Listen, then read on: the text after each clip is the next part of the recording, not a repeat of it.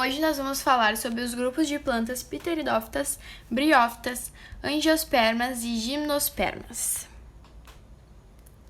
Pteridófitas, chamadas também de plantas vasculares sem sementes, no Brasil são encontradas mais de 1.000 espécies, sendo possível citar como representantes desse grupo as samambaias e as cavalinhas.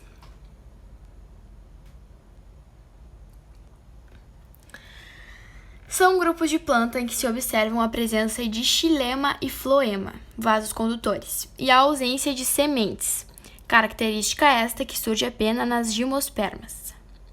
Possuem o xilema e o floema como tecidos especializados na condução.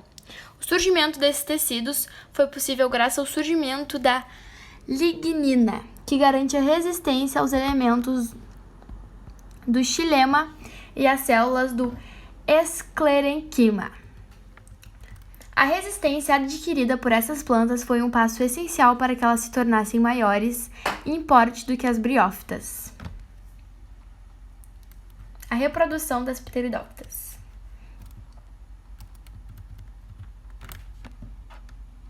Nessas plantas, observamos uma alternância de gerações na qual o esporófito, fase do ciclo de vida produtora de esporos, se destaca por ser a geração dominante.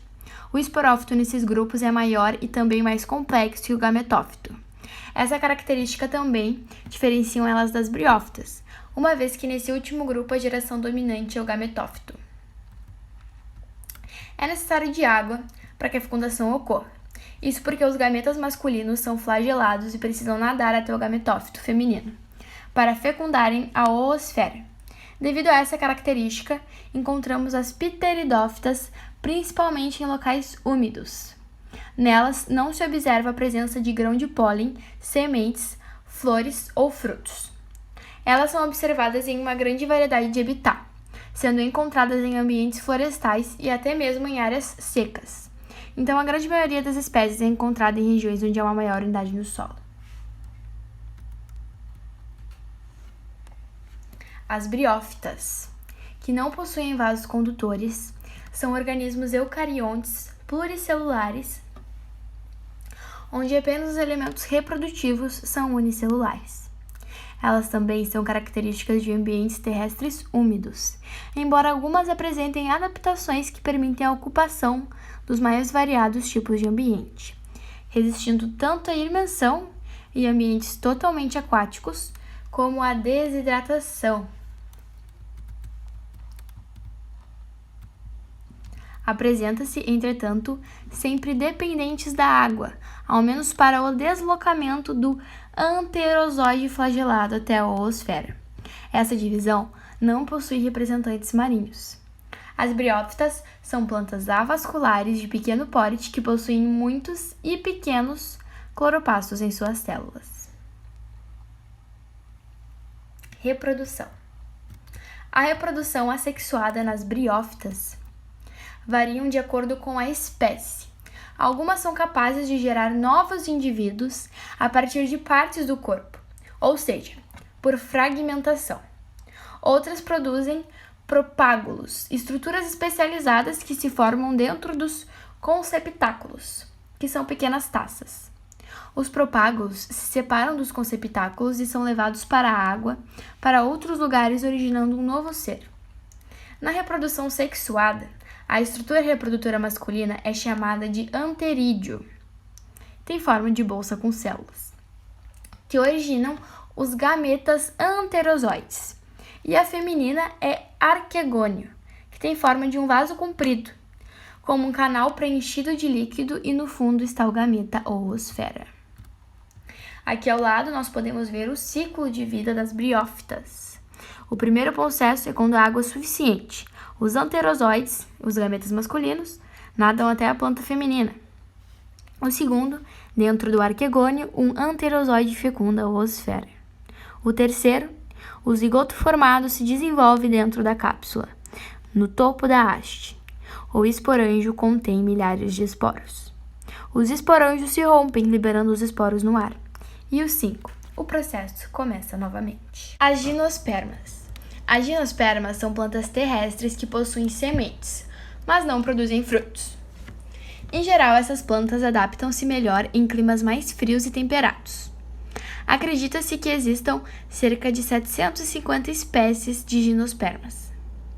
As plantas gimnospermas possuem raiz, caule, folhas e sementes. Não existem flores e frutos. Apresentam ainda vasos condutores, xilema e floema. O desenvolvimento das sementes e do grão de pólen foi uma grande conquista evolutiva para as gimnospermas. Esse fato fez com que as plantas dominassem definitivamente o ambiente terrestre, pois ficaram independentes da água para a fecundação. A reprodução das gimnospermas. A estrutura reprodutiva das gimnospermas é o estróbilo, também conhecido como cone, daí a denominação conífera para as gimnospermas. Os estróbilos são formados por folhas modificadas que se agrupam e formam essa estrutura.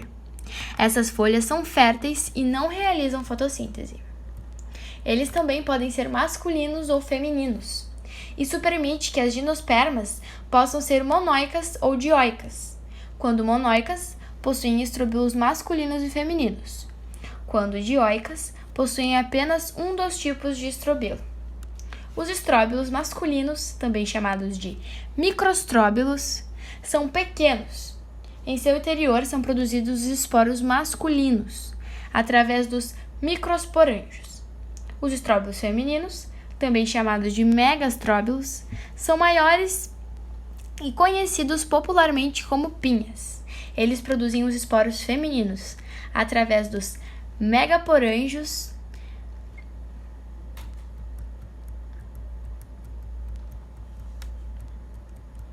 Nos megastróbilos são produzidos por meiose os megasporos. Eles ficam retidos nos megasporângios, onde devolvem-se no interior do óvulo e originam o gametófito feminino.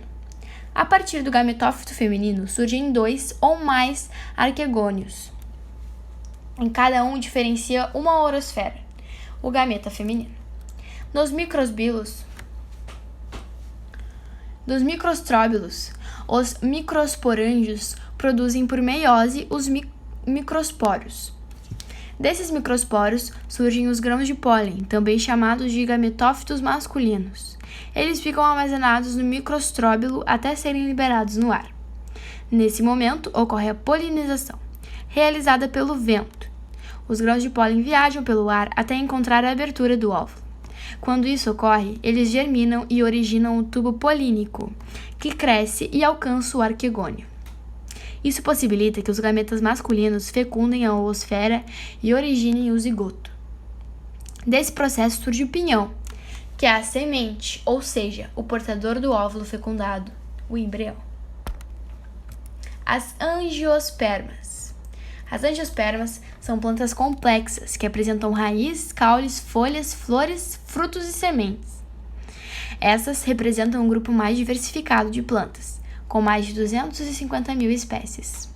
As angiospermas ocorrem nos mais variados tipos de habitats, desde ambientes aquáticos até áridos. As angiospermas caracterizam-se pela presença de flores e dos frutos que envolvem a semente. Também são as mais complexas da natureza, por isso elas apresentam diversas estruturas. A reprodução. A reprodução das angiospermas se inicia com a polinização. A polinização é o transporte do grão de pólen da anteira até o estigma, onde se forma o tubo polínico. Ao se instalar no estigma, o grão de pólen germina e forma o tubo polínico. Este cresce através do estilete até atingir o óvulo no ovário. O óvulo apresenta 2 tegumelos e uma grande célula-mãe de megasporo, que sofre meiose e origina 4 células, das quais 3 se degeneram e uma forma o megasporo funcional. O megasporo funcional sofre mitose e origina o saco embrionário, com as seguintes células: uma oosfera, 2 sinegides e 3 antípodas, e uma célula central com 2 núcleos polares. Enquanto isso, no interior do tubo polínico podem ser encontrados 3 núcleos, 2 núcleos espermáticos e o outro núcleo do tubo que controla o seu crescimento. Quando atinge o ovo, o túbulo polínico libera seus 2 núcleos espermáticos. Um núcleo espermático fecunda a oosfera e forma um zigoto, que dará ao embrião. O outro núcleo espermático se une aos 2 núcleos polares do óvulo, formando um núcleo triploide, que dará origem ao endosperma secundário que irá nutrir o embrião. Após a fecundação, o saco embrionário é chamado de endosperma secundário.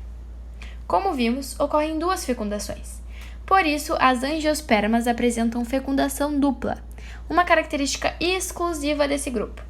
Enquanto ocorre a dupla fecundação, os tegumentos do óvulo formam uma casca, que, contendo o endosperma secundário e o embrião, formam a semente.